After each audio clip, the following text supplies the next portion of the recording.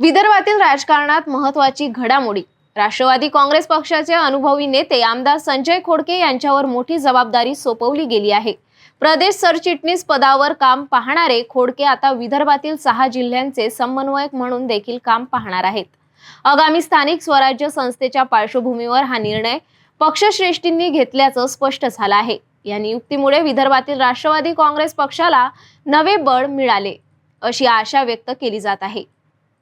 राष्ट्रवादी काँग्रेस पक्षात राजकीय हालचालींना वेग आला आहे।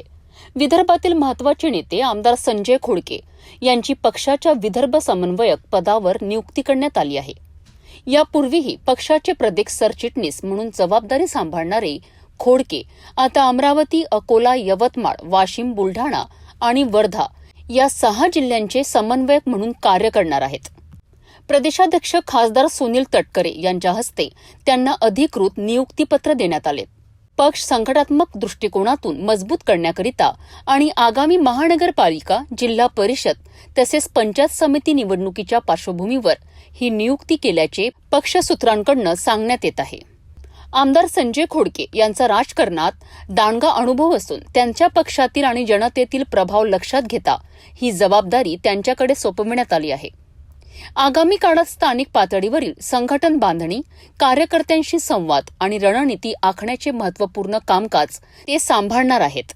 राजकारणातील ही घडामोडी राष्ट्रवादी काँग्रेससाठी निर्णायक ठरणार का?